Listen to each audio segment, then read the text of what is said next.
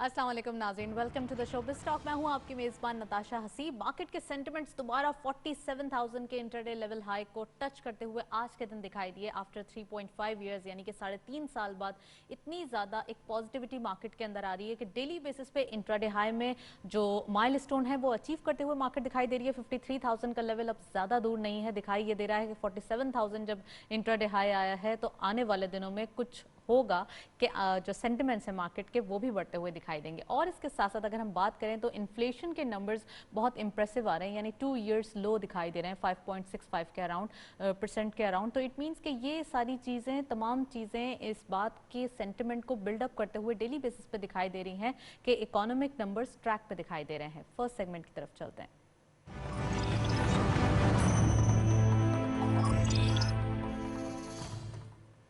Market statistics देखते चलते हैं आज के क्या रही। ओपन हुई मार्केट 46,580.34 के लेवल पर, हायर साइड मार्केट गई 47,123.82, lower was 46,580.34 same as the opening and finally closure 46,933.63 का यानी कि 353.29 के गेन के साथ आज की मार्केट का क्लोजर हुआ।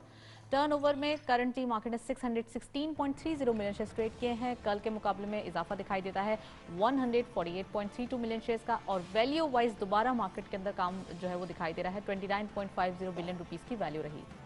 वॉल्यूम लीडर्स में only one script being in red territory के इलेक्ट्रिक को लीड कर रहे हैं 0.18 के इजाफे के साथ 4.67 पे क्लोजर, 59.32 मिलियन शेयर्स ट्रेड किए गए। Pakistan refinery limited second score पे 1.49 का गेन देखा गया, 27.92 का पे क्लोजर रहा, 39.97 million shares traded. And lastly Hascol 0.42 का डिक्लाइन देखा गया, 12.27 पे क्लोजर रहा, 32.78 का कारोबार रहा। ओवरऑल हम देख रहे हैं मार्केट में खासकर जो कि वॉल्यूम्स वाइज देखा जाए तो काम बेहतरी की तरफ आया जा रहा है, यानी कि 2005 के बाद अब हम देख रहे हैं 2020 एंड 2021 में volumes and value wise market की जो परफॉर्मेंस है वो ज़्यादा जो है वो गेंस की तरफ आ रही है। इन तमाम चीज़ों पर बात करने के लिए स्टूडियो में हमारे साथ गेस्ट मौजूद हैं, उनको वेलकम करते हैं। हमारे साथ मौजूद हैं शाहिद अली अबीब साहब, आप CEO हैं आरिफ हबीब लिमिटेड के, उनको वेलकम करते हैं। अस्सलाम वालेकुम sir, welcome to the show. Thank you so much sir, सबसे पहले ये बताइए, आफ्टर में अपोजिशन सवाल करती है, हुकूमत जवाब देती है। पहले इन्होंने मौसूफ ने जांच से आगाज किया था, मैं बाद में उसके जवाब देता हूं, लेकिन जो इन्होंने एक बात की कि इनके ऊपर इल्जाम लगाया गया था। जनाब स्पीकर साहब, मैंने 5 सवाल पूछे थे इनसे। वो सवाल मैंने ऐवान में पूछे, वो सवाल जब इन्होंने अदालत में केस किया मैंने वहां पे पूछे। तो मैं इनसे पूछना चाहता हूं कि आप अदालत से भागे क्यों थे? फिर अगर आप सच्चे थे तो आप वहां से ना भागते। मैंने सवाल पाकिस्तानी कौम के खजाने के पूछे थे और उस पर मैं कायम हूं। दूसरा, मैंने आपसे सवाल आपके भाई मुस्तफा कमाल का भी किया था कि जिसको शहबाज शरीफ ने बुलाया, टास्क फोर्स का चेयरमैन लगाया, उसके मिनट्स मेरे पास, फिर उसके बाद उनको ठेकों से नवाजा। और क्या उनको ठेके नहीं मिले? क्या उनके ऊपर इस वक्त केसेस नहीं चल रहे? क्या जो मैंने आपके ऊपर सवाल उठाया था वो नेब में नहीं चल रहा? तो जनाबी चेयरमैन, किसी सवाल का इनके पास जवाब नहीं। दूसरा, मैंने सवाल किया था और सवाल मैं इनसे करता हूं, बात ये सीपैक की शुरू करते हैं। सीपैक पाकिस्तान का मंसूबा है, सीपैक पाकिस्तान की तरक्की का जामिन है, सीपैक ने पाकिस्तान को तरक्की और खुशहाली दी। मैं आपसे सवाल पूछ रहा हूं, आप चाइना के पीछे और सीपैक के पीछे छुप रहे हो। दूसरा, मैंने आपसे सवाल किया कि जो मंसूबा 2015 में ठेका देना था, 2013 में ख्वाजा साहब इशारे कर रहे कि शोर करे। ख्वाजा साहब, कमाल है, कमाल है, कमाल है, कमाल है, कमाल है। इशारे कर रहे हैं कि शोर मचाए वरना और हक़ाइक़ सामने आ जाएंगे। कमाल है। अब सुनिए सुनिए सुनिए। वज़ीर मवासलात मुराद सईद कौमी असम्बली में इजहार ख्याल कर रहे हैं। उनका कहना था कि कोई भी सवाल करो, कोई भी बात करो, बात सीपैक की कर लेते हैं, आगे से बात कर ली जाती है। ये मंसूबा पाकिस्तान का मंसूबा है, इसके पीछे छुपने की किसी को ज़रूरत नहीं है। तमाम मेंबरान से मेरी गुजारिश है, बैठ जाएं, खामोशी से एक दूसरे को तहम्मुल और बर्दाश्त से सुने।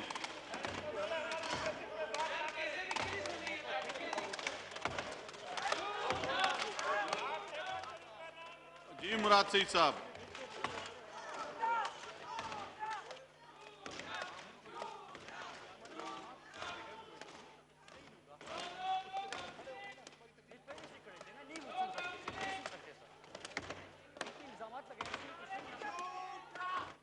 वज़ीर मवासलात मुराद सईद कौमी असम्बली में इजहार ख्याल कर रहे हैं। नाज़रीन, इस वक्त ताज़ा तरीन सूरत हाल से आपको आगाह कर रहे हैं। मनाज़िर कौमी असम्बली के हैं जहाँ पर वज़ीर मवासलात मुराद सईद इस वक्त कौमी असम्बली में इजहार ख्याल कर रहे हैं। उनका ये कहना था कि सीपैक मनसूबा पाकिस्तान का मनसूबा है, इसके पीछे छुपने की किसी को भी ज़रूरत नहीं है। सीपैक पाकिस्तान की तरक्की का ज़ामिन है। तमाम मेंबरान से मेरी गुजारिश है, इस वक्त स्पीकर कौमी असम्बली जो है वो तमाम अरकान से जो है वो इस वक्त गुजारिश कर रहे हैं कि तमाम लोग खामोशी से बैठ जाएं और बात को गौर से सुने। शोर बात की, फिर शोर मचाना शुरू कर दिया। अब चेयरमैन साहब, इन्होंने PIA के हवाले से भी बात की। खामोश रहेंगे तो मैं एक एक नुक्ते का तफसील में जवाब दे दूंगा। PIA के हवाले से बात की, स्टील मिल के हवाले से बात की। अगर ये दोनों इतने अच्छे थे तो इनके दौर में इनके वजीर खजाना ये बयान ना देते कि PIA खरीदने वाले को स्टील मिल मुफ्त में दिया जाएगा। ये बयान देते रहे स्पीकर साहब। फिर उसके बाद इन्होंने पाकिस्तान पोस्ट की बात की, सुनिए। 62 अरब का खसारा पाकिस्तान पोस्ट में ये छोड़ के गए और सवाल कर रहे हैं कि जब पाकिस्तान पोस्ट डिजिटाइजेशन के ऊपर नुक्ता उठाया गया, मैं उसके ऊपर प्रिविलेज मोशन भी मूव करूंगा और आपसे भी दरखास्त करता हूं कि इसके ऊपर इन्होंने जो इल्जाम लगाया, जो बात की, बात तो सुने। हिम्मत करे, हिम्मत करे।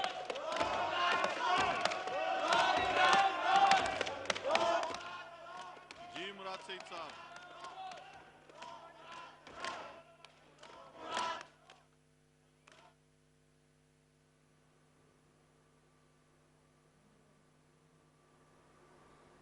नाज़रीन, इस वक्त मनाजिर देख रहे हैं आप कौमी असम्बली के, जहाँ पर वज़ीर मवासलात मुराद सईद इस वक्त इजहार ख्याल कर रहे हैं।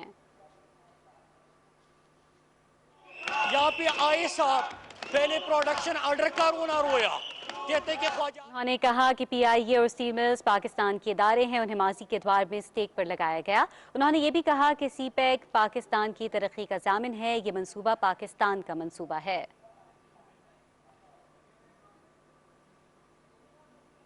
वज़ीर मवासलात मुराद सईद कौमी असम्बली में इजहार ख्याल कर रहे हैं। उनका ये कहना है कि सीपैक पाकिस्तान की तरक्की का मनसूबा है।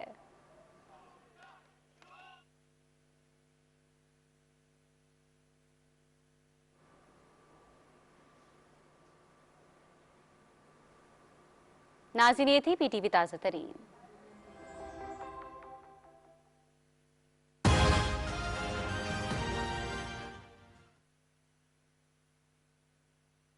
करें, क्योंकि IPOs में जो पार्टिसिपेट करते हैं वो जितने भी बड़े इंस्टीट्यूशन से सब उसी प्राइस पे ले रहे होते हैं जिस पे स्मॉल इन्वेस्टर ले रहा होता है। तो जब स्मॉल इन्वेस्टर की और जो बड़े इंस्टीट्यूशन की कॉस्ट ही एक है तो you are not losing, I mean you are also buying at the same rate. So उसमें जो है लॉस के चांसेस रिलेटिवली कम हैं। होते तो हैं, इक्विटीज में तो होते हैं लेकिन रिलेटिवली कम होते हैं। तो IPOs में पार्टिसिपेट करें, 2000 शेयर, 1500, 1000, 500 शेयर्स की एलोकेशन होती है जिसको प्रेफरेंस एलोकेशन होती है। तो उस प्रेफरेंस एलोकेशन का फ़ायदा उठाएं। अगर मैं 50,000 शेयर की अगर बिड में करता हूँ पब्लिक सब्सक्रिप्शन में तो मुझे नहीं मिलेगा, 2000 में मिल जाएगा, 1500 में हमारे मिल जाएगा। स्मॉल इन्वेस्टर्स जो हैं वो इस बात को शाहिद अली हबीब साहब की ज़्यादा गौर से सुने, क्योंकि यहाँ पे आपको कुछ ज़्यादा इन्वेस्टमेंट गेन करने के पॉइंट्स जो हैं वो बता रहे हैं। क्योंकि नए IPOs जब आते हैं तो कहा यह जाता है हमें इन्वेस्टमेंट नहीं आती, हमें करना नहीं आता, हमें ट्रेडिंग नहीं आती, स्टॉक मार्केट क्या है। तो जब यहाँ पर ये बात हो रही हो, इन्वेस्टमेंट के जो है वो पॉइंट्स बताए जा रहे हैं, तो प्लीज़ उसको देखें, उनको नोट करें और उस पर अमल करें। जी शाहिद साहब। क्योंकि जब IPOs होते हैं ना तो पहला होता है बुक बिल्डिंग का फेज, जिसमें 75% की एलोकेशन होती है और वो बड़े इन्वेस्टर्स के लिए होती है। फिर जब वो स्ट्राइक प्राइस बन जाती है तो वो एक हम एलोकेट करते हैं स्मॉल इन्वेस्टर्स के लिए। अब स्मॉल इन्वेस्टर्स में जिसके 500 शेयर से अप्लाई करता है उसकी सबसे ज़्यादा प्रेफरेंस होती है। फिर 1000 शेयर से अप्लाई करता है, उसकी सेकंड प्रेफरेंस होती है। इसी तरीके से 2000 शेयर्स तक की एलोकेशन होती है, तो उसमें आप पार्टिसिपेट करें, उसमें फ़ायदा करें, उसमें आप जो है इन्वेस्टमेंट करें। वो आसान है, वो इसलिए आसान है कि हर किसी ने उसी रेट पे परचेज किया है, तो आप भी उसी रेट पे परचेज कर रहे हैं। जैसे न्यू आईपीओज आ रहे हैं, इसके साथ साथ मार्केट के लेवल्स भी बढ़ते हुए दिखाई दे रहे हैं। आज के दिन की अगर हम बात करें तो 47,000 का साइकोलॉजिकल बैरियर इंट्राडे हाई में हमने देखा कि मार्केट ने अचीव किया, और इसके साथ साथ क्लोजर भी 46,900 देयर अबाउट जो हुआ। ओवरऑल हम देख रहे हैं यही इंडिकेशंस है इकोनॉमिक नंबर्स की। आप फ्लो चार्ट पे भी देख सकते हैं साइड पे कि ये दिखाई दे रहा है मार्केट के जो एक फ्लक्चुएशन नजर आ रही थी 2017 के बाद, फर्दर डिक्लाइन हमने पूरे मार्केट के अंदर देखा, और अब दोबारा अपवर्ड मार्केट की करेक्शन दिखाई दे रही है। इट मींस कि अब मार्केट जो है वो स्लाइटली अपवर्ड जाएगी और इसके बाद कंसोलिडेट करेगी, और फिर वो जो एक पोजीशन है वो अपवर्ड डायरेक्शन ही दिखाते हुए विटनेस किया जाएगा। जी शाहिद साहब, ओवरऑल हम देख रहे हैं यही अगर क्लासिफिकेशन रही और मार्केट के अंदर जो एक जॉनरा है इन्वेस्टर पॉइंट ऑफ व्यू का, वो भी काफ़ी हद तक जो है वो एक ये पर्सपेक्टिव बिल्ड हो रहा है कि अब मार्केट के अंदर इन्वेस्टमेंट की जाए और लॉन्ग टर्म की जाए। तो जो डे ट्रेडर हैं उनकी क्या पोजीशन है आजकल, वो कितना पार्टिसिपेट कर रहे हैं, और लॉन्ग टर्म पार्टिसिपेशन कितनी ज़्यादा जो है वो इंटैक्ट है? देखें, यू आर राइट, आपका बहुत बड़ा अच्छा सवाल है कि डे ट्रेडर्स कितना पार्टिसिपेट कर रहे हैं, और जो लॉन्ग टर्म इन्वेस्टर्स होते हैं जो थोड़ा सा एक होराइजन के साथ इन्वेस्टमेंट करते हैं, और वो एटलीस्ट ईयर 6 महीने, अनलेस वो उनका रेट अचीव हो गया तो दूसरी बात है, अदरवाइज वो डिविडेंड पे चलते हैं। बिल्कुल।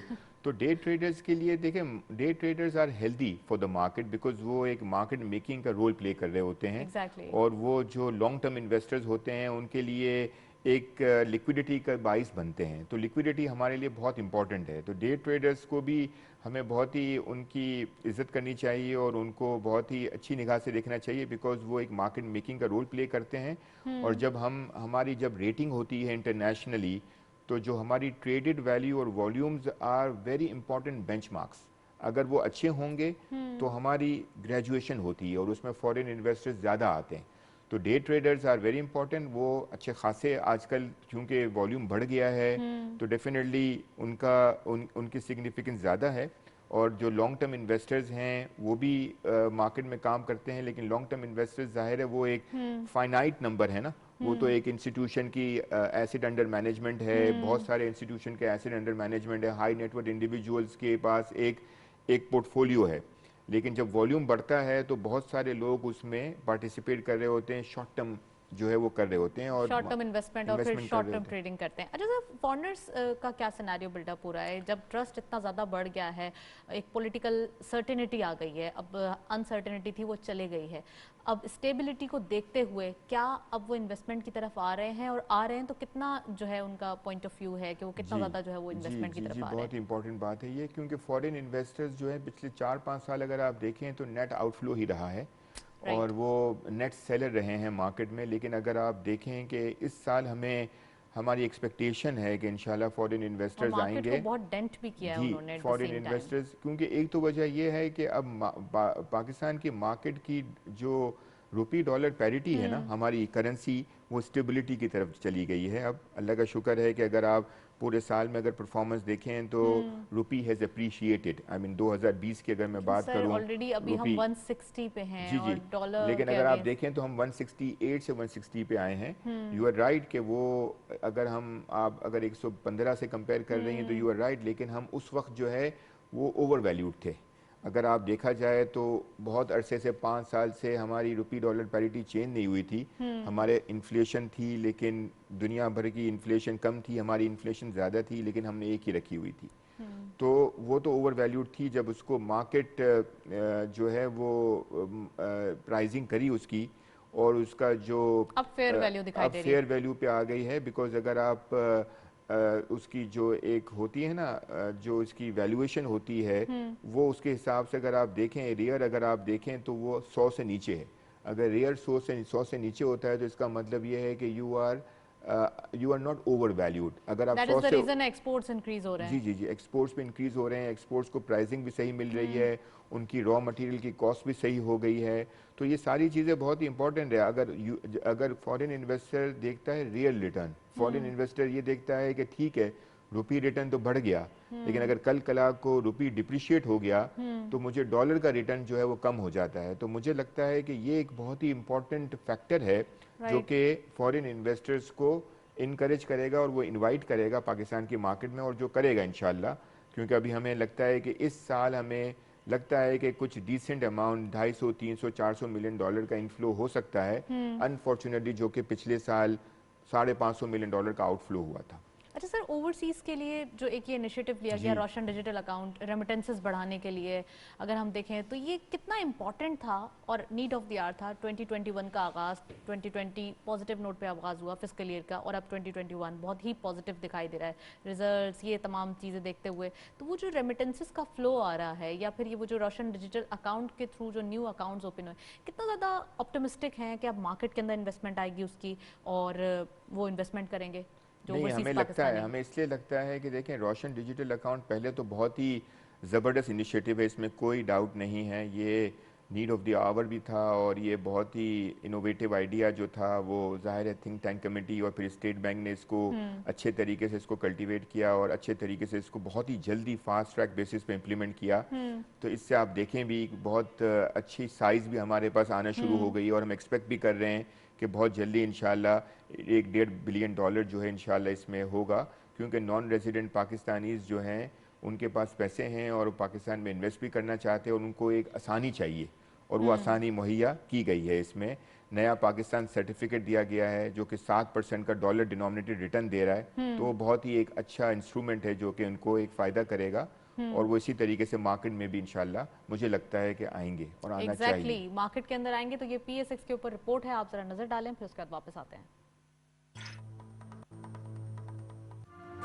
पाकिस्तान स्टॉक मार्केट की एशिया में सबसे बेहतरीन कारकर्दगी की वजह को उसके इंडेक्स में इजाफे और स्टॉक मार्केट में सरमायाकारी पर मिलने वाले बुलंद मुनाफे से जोड़ा जाता है। स्टॉक मार्केट में तेजी को आलमी इदारे मईशत में बेहतरी का एक अहम इक़्तिसादी आशारिया करार दे रहे हैं। तो ये कहना बेजा न होगा कि हुकूमत ने मईशत को दोबारा बेहतरी की पटरी पर डाल दिया है, जिसका अहम आशारिया स्टॉक मार्केट में तेजी का रुझान है। मौजूदा हुकूमत के इक़्तिदार में आने के बाद से ही पाकिस्तान स्टॉक एक्सचेंज में कारोबारी सरगर्मियां मज़बूत सिमत में सफर तय करती हुई तरक्की के रिकॉर्ड्स बना रही हैं। मौजूदा हुकूमत की कामयाबी है कि पाकिस्तान स्टॉक एक्सचेंज को दुनिया की बेहतरीन मार्केट में शामिल किया गया है। माहिरीन मईशत की नज़र में मौजूदा वक्त में बरामदाद और तरसीलात ज़र में होने वाला इजाफा मईशत के लिए सूदमंद है। चंद सालों कबल तक स्टॉक और मार्केट से मुताल्लिक़ अमूमन लोग बहुत कम जानते थे, मगर इंडेक्स में हालिया बेहतरी और स्टॉक मार्केट में मुसलसल तेजी के बायस सरमायादारों के साथ साथ छोटे इन्वेस्टर्स ने भी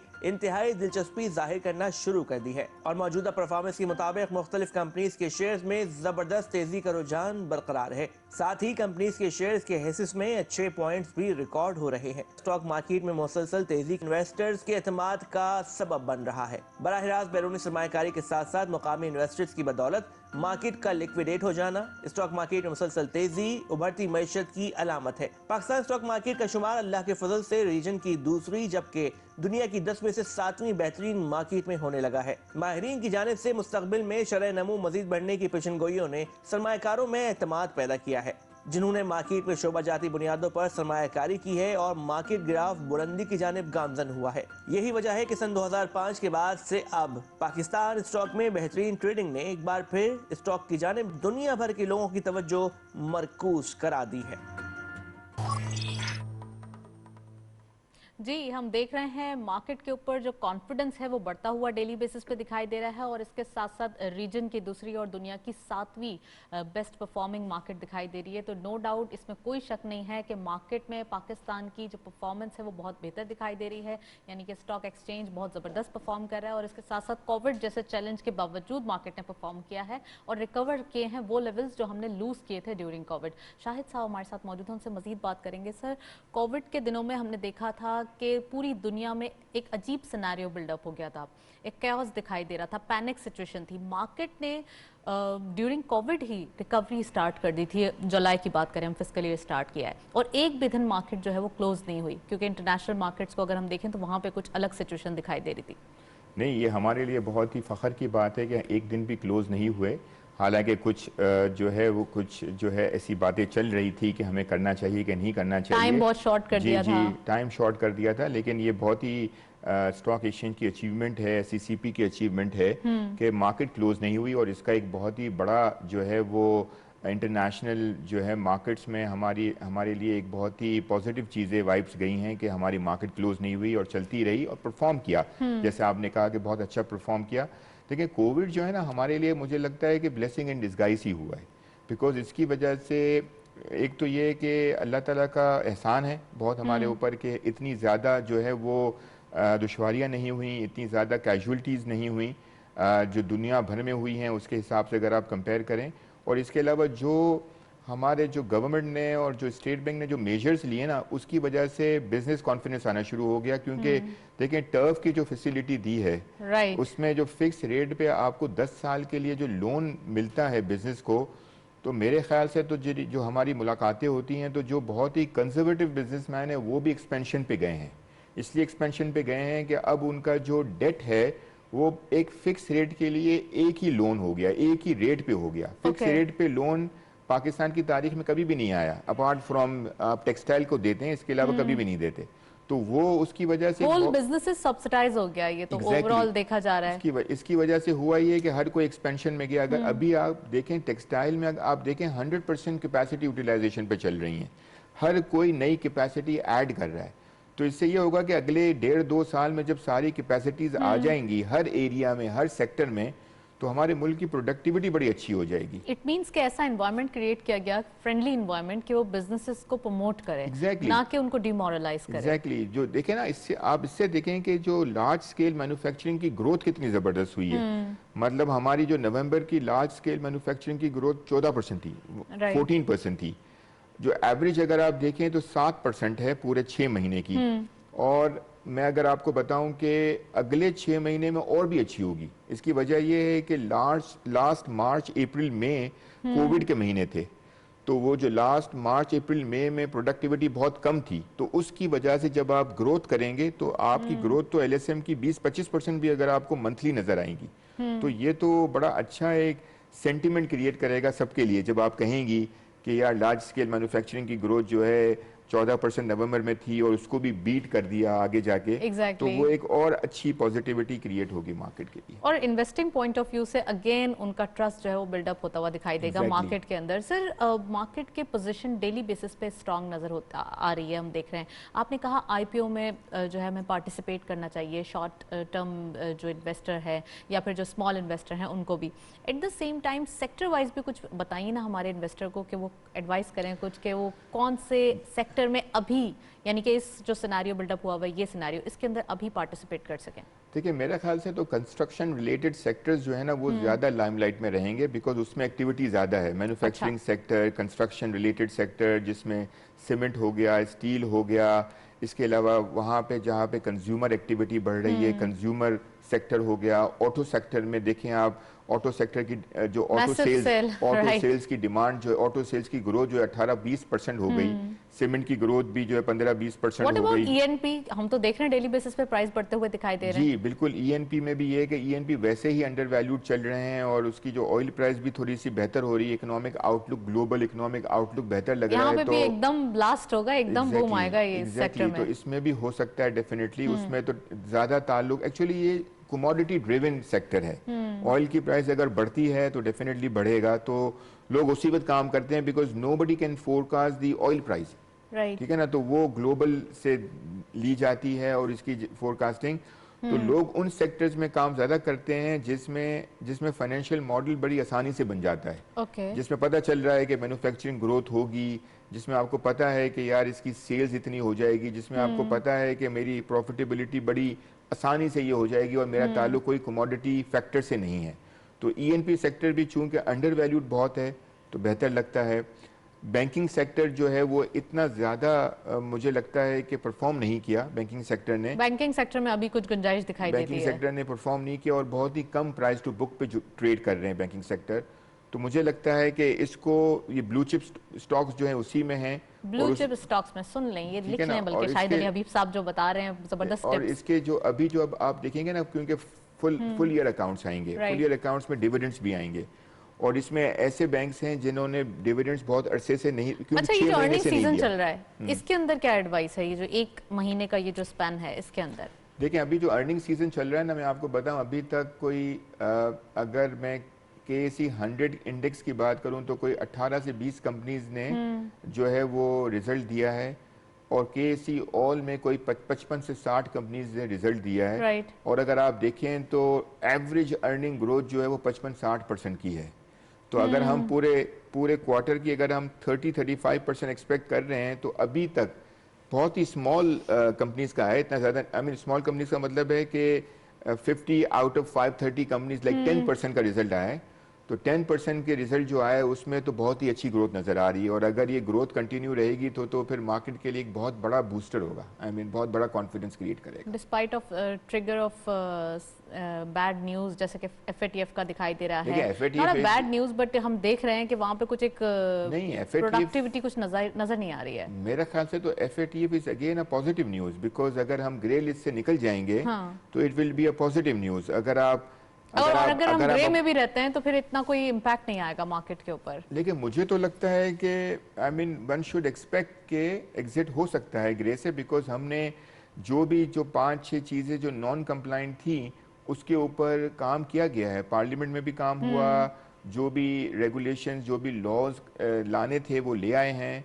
तो मुझे लगता है मेरी तो एक्सपेक्टेशन है कि we will be out from the grey list. तो you are so much optimistic, और ऐसा ही होना चाहिए। होप फॉर द बेस्ट कि हम ग्रे लिस्ट से जो है वो एग्जिट करें और वाइट लिस्ट में फाइनली जो है वो आते हुए दिखाई दें। सर, अगर वाइट लिस्ट में आ जाते हैं सपोज, तो मार्केट में क्या बूस्टर लगेगा, कितने पॉइंट्स का? देखिए ना, जो फॉरेन इन्वेस्टर्स जो हम एक्चुअली हैं इमर्जिंग मार्केट में, और इमर्जिंग मार्केट में जो इन्वेस्टर्स होते हैं वो उनके सामने वो कंट्रीज़ हैं जो कि बहुत ही ज़्यादा, जिनकी मार्केट्स भी अच्छी है, जिनकी रेटिंग भी अच्छी है, जहाँ पे ये सब चीज़ें जो है बहुत ही बड़ी मार्केट्स हैं, वो फिर वो जो है वो हमारी मार्केट को अगर हम वाइट लिस्ट में होंगे तो वो डेफिनेटली उनको आसानी होगी, उनको हमारे मुल्क को कमर्शियल लोन देना भी आसान होगा, वो इक्विटी इन्वेस्टमेंट भी आराम से कर सकते हैं।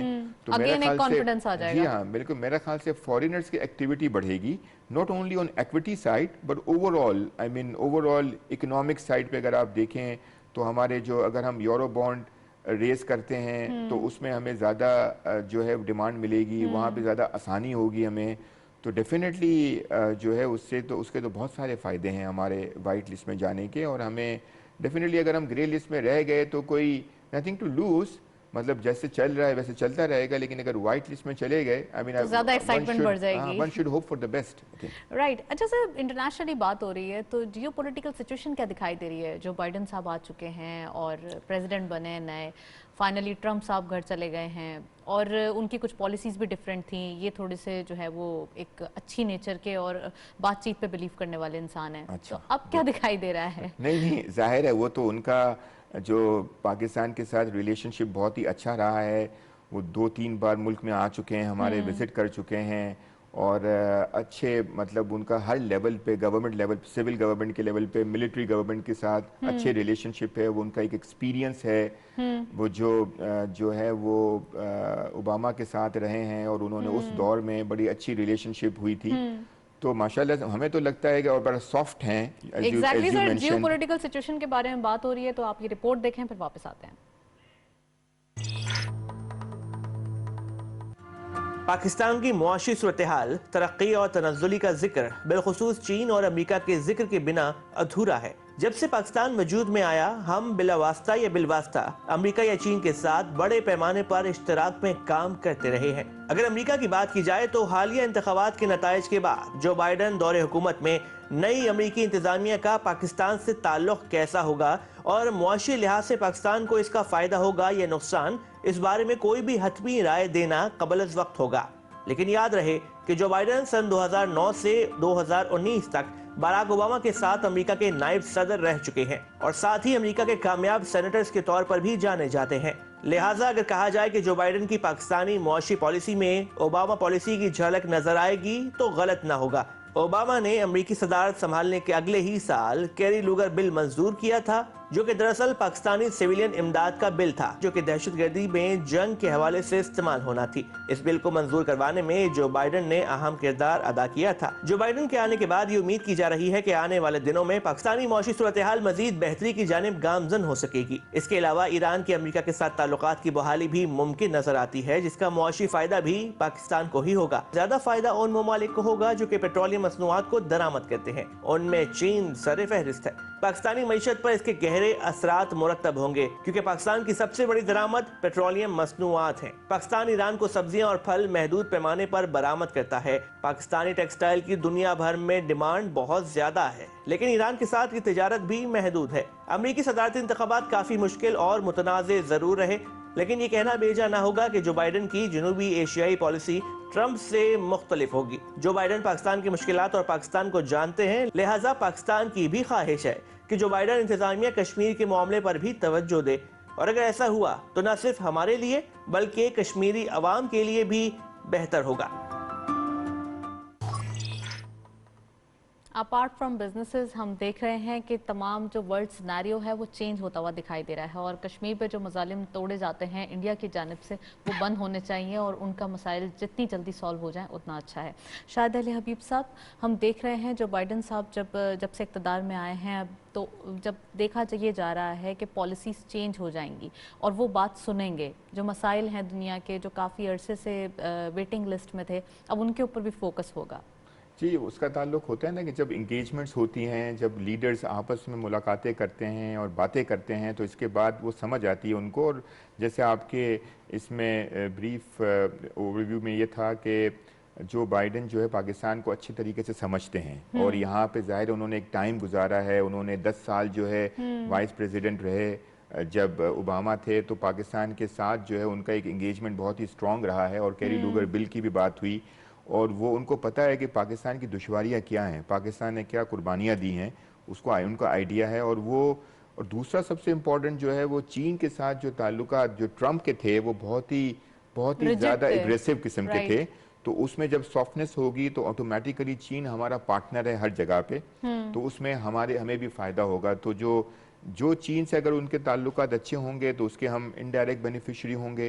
हम वैसे भी एक डायरेक्ट बेनिफिशियरी हैं, बिकॉज हमारा एक रोल है अफ़गानिस्तान में, ईरान में, सब यहाँ पे हमारा एक रोल है, और उसमें हमारी एक बहुत ही इंपॉर्टेंट से है। तो डेफिनेटली जो बाइडन के आने के बाद हमारे लिए मुझे तो कुछ पॉजिटिव चीज़ें नज़र आती हैं। अच्छा, वो जो आइस है वो मेल्ट होते हुए दिखाई दे रही है, जो चाइना एंड अमेरिका के बीच में जो आ गई थी, और हम देख रहे थे ट्रेड वॉर की सूरत इख्तियार कर गया था। अब वो आहिस्ता आहिस्ता करके कुछ मेल्ट हो रही है आइस। देखें, China is always a strong competitor, उसमें तो कोई शक नहीं, और बहुत बड़ी मार्केट है। और जो है जो यूएस को एक बहुत बड़ा एक्सपोर्टर जो है वो चाइना है। तो जाहिर है चाइना के भी जो है वो एडवांटेज में है कि उसको किस तरीके से मैनेज करना, क्योंकि उनके लिए कमर्शियली बहुत बड़ी मार्केट है यूएस की। और यूएस को भी जो है डेफिनेटली मुझे लगता है कि ट्रंप जैसा अग्रेशन तो नज़र नहीं आएगा, बिकॉज वो तो सिर्फ जो है वो जो नेशनलिस्ट काइंड ऑफ अप्रोच थी ट्रंप की, और वो कुछ भी नहीं चाहते थे कि कुछ भी चाइना से कुछ काफी आइसोलेट कर दिया था जी बिल्कुल। तो मुझे लगता है कि ये थोड़े से इनका जो स्कोप जो है वो थोड़ा सा वाइडर है, और थोड़ा सा अच्छे तरीके से वो मुझे लगता है कि वो ग्लोबलाइजेशन पे यकीन रखते हैं। और मुझे लगता है कि ज़ाहिर है इसमें रिलेशनशिप बहुत ही अच्छी होगी इनकी और चाइना की, definitely better than what they have during Trump era. Right. And Pakistan के बारे में बात करें, कुछ इनकी पॉलिसी भी ये है कि ग्रीन जो है वो इन्वायरमेंट पे बिलीव करते हैं, तो यहाँ पे जो इनकी ग्रीन पॉलिसी है वो कितना वर्कआउट करेगी पूरे ग्लोबली?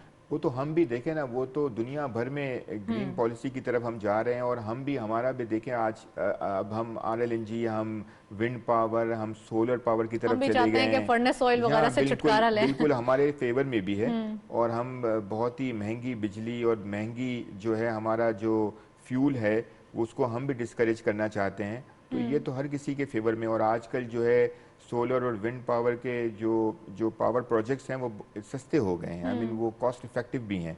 तो ज़ाहिर है वो ग्रीन की तरफ जाना वो तो हमारे फेवर में भी है, और अगर वर्ल्ड हमसे एक्सपेक्ट, लेकिन सिर्फ ये है कि कोल पे हमारा मिक्स बहुत कम है। मतलब हम ये कर सकते हैं पिच के दुनिया भर में अगर आप देखें तो कोल से प्रोडक्शन जो है प्रोडक्टिविटी ज़्यादा है, हमारी बहुत ही कम है, मार्जिनल है। तो अगर हम थोड़ा सा उस तरफ जाते भी हैं तो हम समझा सकते हैं कि हमारी अभी टोटल ओवरऑल मिक्स का बहुत ही कम पोर्शन जो है वो कोल से बनता है।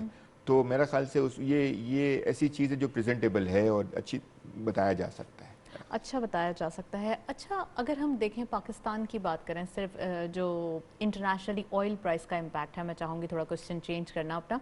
International oil price daily basis पे कुछ बढ़ते हुए दिखाई दे रहे हैं। Eight the same time Pakistan का करंट अकाउंट सरप्लस हो गया है यहाँ पर, क्योंकि ऑयल से हमें एक बेनिफिट है और पहले हम डेफर्ड पेमेंट पे ऑयल ले रहे थे और फिर उसके बाद अब जो रेगुलर बिल्स शुरू हुए हैं, अब क्या दिखाई दे रहा है कि अगर हम ये ऑयल प्राइस में कुछ बढ़ता हुआ देखते हैं, फर्दर गिरावट नहीं होती, आने वाले दिनों में क्या दोबारा हम करंट अकाउंट सरप्लस से करंट अकाउंट डेफिसिट की तरफ चले जाएंगे या कुछ इसे मेंटेन रख सकते हैं हम? देखिए, करंट अकाउंट डेफिसिट तो हम मंथली चले गए हैं। हम $660 मिलियन का हमारा करंट अकाउंट डेफिसिट आया है, जो है वो अगर आप नंबर देखें जनवरी का तो वो आया है। और अगर आप इवन 7 महीने का देखें तो हम $1.1 बिलियन के सरप्लस पे हैं।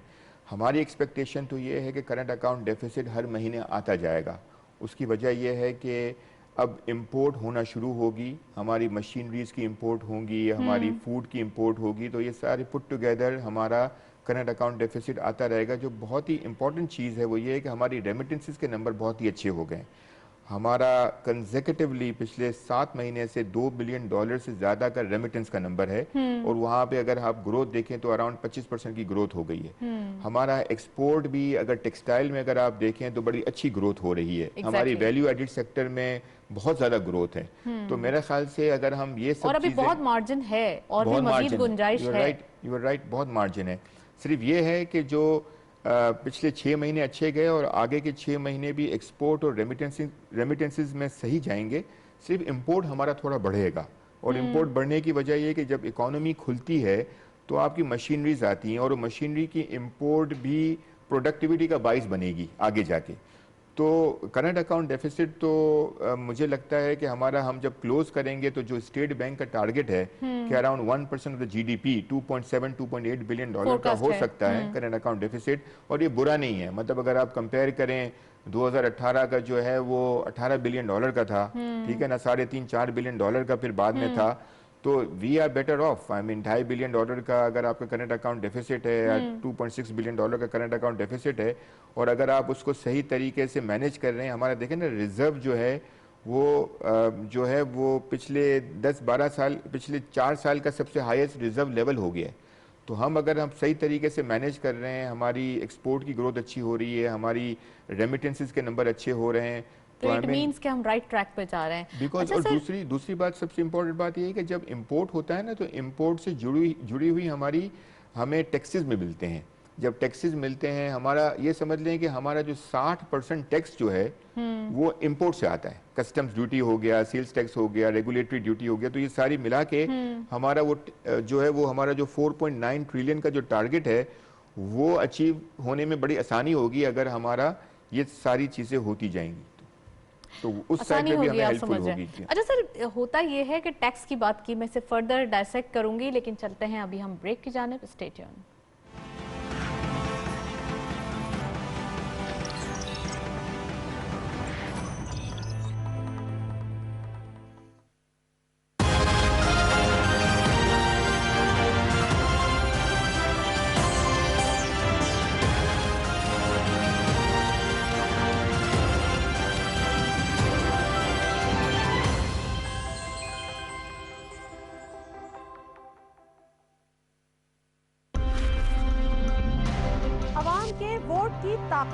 अवामी नुमाइंदों को इक़्तिदार के हवालों तक पहुंचा सकती है और अवाम की खातिर किए जाने वाले फैसलों के समरात अवाम तक पहुंचाना इन्हीं नुमाइंदों का फर्ज है। इन्हीं अवामी नुमाइंदों से पूछेंगे सवाल और करेंगे अवाम के हुकूक के तहफ़्फ़ुज़ की बात, अवामी मसाइल के हल की बात, ऐवान से अवाम तक।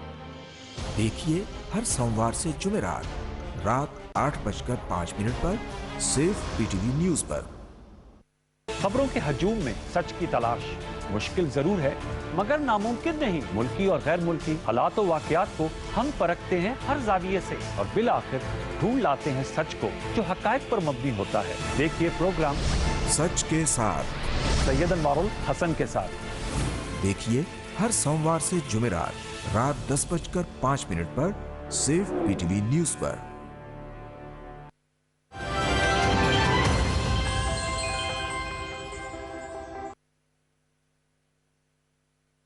अल्लाहु अकबर, अल्लाहु अकबर, अल्लाहु अकबर, अल्लाहु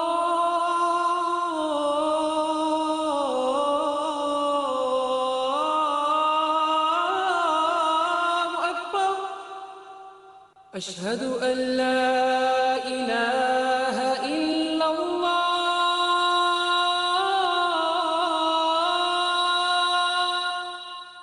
अशहदु अन ला इलाहा इल्लल्लाह, अशहदु अन्न मुहम्मदर रसूलुल्लाह,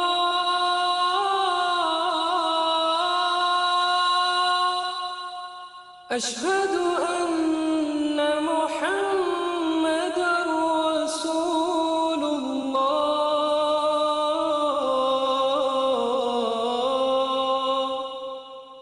हय्य अला अस्सलाह,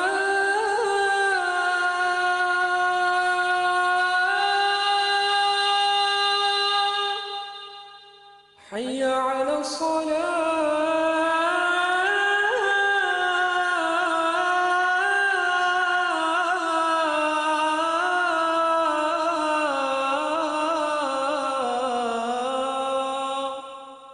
حي على الفلاح،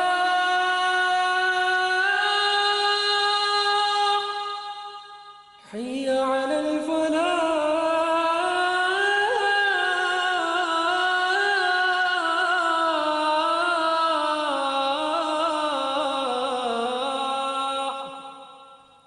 الله أكبر، الله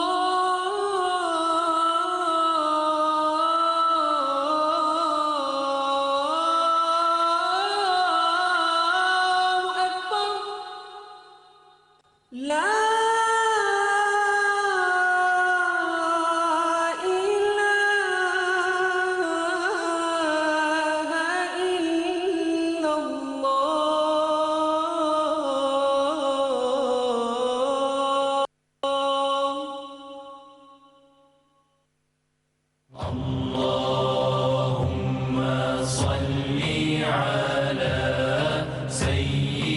हज़रत अनस रज़ी अल्लाह ताला अन्हु से रिवायत है कि रसूल अकरम सल्लल्लाहु अलैहि वसल्लम ने फरमाया, तुम में से कोई शख्स उस वक्त तक मोमिन नहीं हो सकता जब तक उसको मुझसे मोहब्बत अपने माँ बाप, अपनी औलाद और तमाम लोगों से ज्यादा ना हो।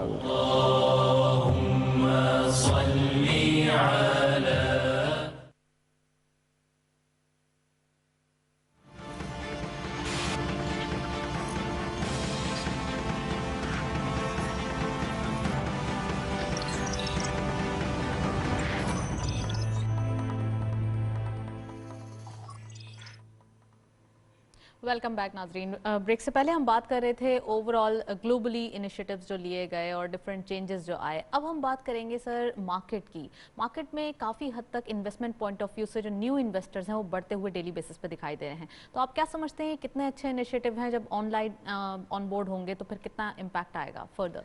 जी डेफिनेटली, एक तो ऑनलाइन ऑनबोर्डिंग हो गई है और एक रोशन डिजिटल अकाउंट जैसे आपने कहा, तो एक तो ओवरसीज इन्वेस्टर्स भी पाकिस्तान की मार्केट में आ रहे हैं और इसके अलावा ऑनलाइन ऑनबोर्डिंग से जो लोकल इन्वेस्टर्स हैं उनके लिए भी आसानी हो गई है।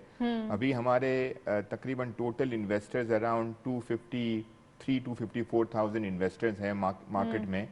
मुझे लगता है कि ये सारी चीज़ें जो SECP ने और गवर्नमेंट ने जो इनिशिएटिव्स लिए हैं उनसे जो है अच्छी ग्रोथ हम देखेंगे इंशाल्लाह, और ये इंशाल्लाह हमें लगता है कि 20-25% जो है ग्रोथ हो सकती है इसमें नंबर ऑफ इन्वेस्टर्स की साइज़ में इंशाल्लाह एनुअली। और लिक्विडिटी भी आएगी इससे। लिक्विडिटी भी आएगी डेफिनेटली, बिल्कुल सही बात करी आपने। नए इन्वेस्टर्स आएंगे मार्केट में, नई लिक्विडिटी आएगी और नए मार्केट के बारे में एक अच्छी ब्रांडिंग होगी और मार्केट में चूंकि परफॉर्मेंस भी अच्छी आगे लग रही है, मतलब अगर 2021 की परफॉर्मेंस भी लगती है कि क्योंकि जीडीपी ग्रोथ भी होनी है, प्रॉफिटेबिलिटी ऑफ कॉर्पोरेट प्रॉफिटेबिलिटी भी अच्छी हो रही है, ग्रोथ अच्छी हो रही है, तो मुझे लगता है कि मार्केट भी उसका साथ देगी। सब हैप्पी हैप्पी दिखाई दे रहा है। चलिए नेक्स्ट सेगमेंट की तरफ चलते हैं।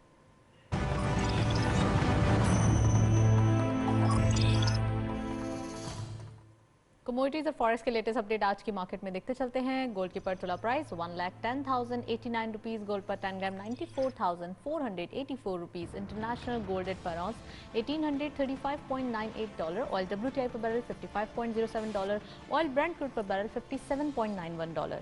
हम देख रहे हैं इंटरनेशनल ऑयल प्राइस में जब चेंज आ रहा है तो गोल्ड की प्राइस जो है वो स्लोली ग्रेजुअली डाउनफॉल की तरफ जा रही है।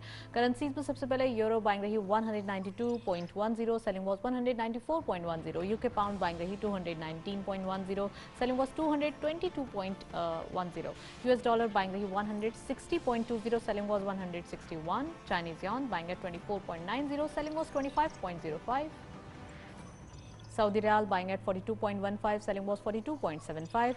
UAE Dirham buying at 43.40, selling was 44 rupees. Kuwait Dinar buying rahi 502 rupees, selling was 504.50. And lastly Omani Riyal buying rahi 411 rupees, selling was 413 rupees. ये था फर्स्ट और कमोडिटीज का लेटेस्ट अपडेट। हम देख रहे हैं गोल्ड प्राइसेस में चेंजेस हमारी लोकल मार्केट पे भी इम्पैक्ट करते हुए दिखाई दे रहे हैं, जिसका रीज़न ये है कि 1,10,000 के करीब में जो गोल्ड की पर तोला प्राइस है वो नज़र आ रही है। शाहिद साहब हमारे साथ मौजूद हैं, उनसे मजीद बात करेंगे। सर, कमोडिटी पे चाहूंगी कि आप एक कमेंट करें कि गोल्ड प्राइस में चेंजेस आ रहे हैं, ऑयल प्राइस बढ़ते हुए दिखाई दे रहे हैं, क्या फर्दर इम्पैक्ट आ सकता है? देखें, ऑयल प्राइस के बढ़ने से डेफिनेटली जो है वो तो इसलिए हो रहा है ना कि इकोनॉमिक ओपननेस हो रही है, आउटलुक अच्छा नज़र आ रहा है और इसकी वजह से डेफिनेटली डिमांड बढ़ेगी। अब लोग गोल्ड की तरफ नहीं जा रहे बल्कि मार्केट इक्विटीज की तरफ नहीं जा रहे, क्योंकि मार्केट में रिटर्न्स अच्छे नज़र आ रहे हैं और जाहिर है वो एक कंफर्ट फैक्टर आ रहा है और रिस्क जो है वो कम होते जा रहे हैं। जब रिस्क कम होते जाते हैं तो वो गोल्ड को बेचते हैं, गोल्ड की जगह दूसरी इन्वेस्टमेंट एसेट क्लास में जा रहे होते हैं।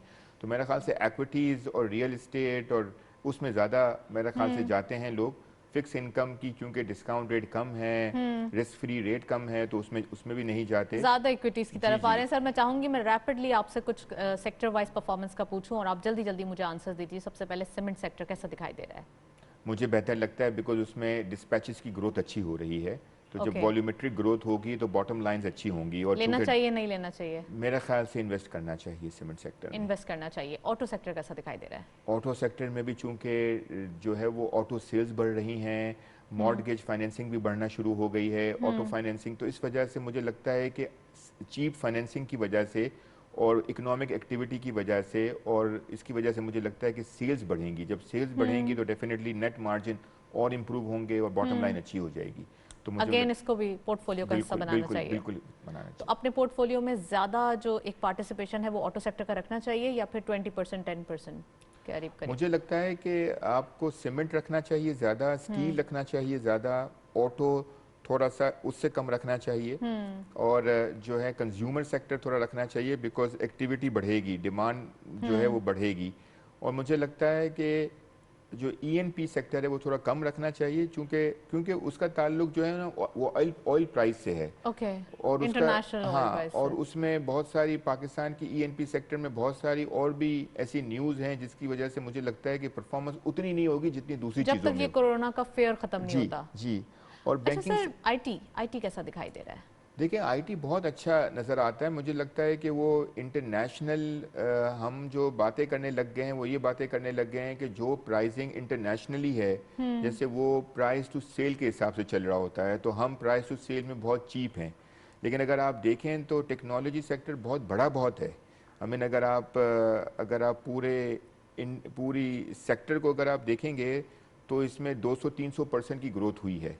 ठीक है ना, अगर आप मार्च से ऑनवर्ड देखें तो मार्केट अगर 65-70% अगर बढ़ी है तो 250-300% जो है वो ऑटो सेक्टर टेक्नोलॉजी बढ़ गया, आईटी सेक्टर बढ़ गया है।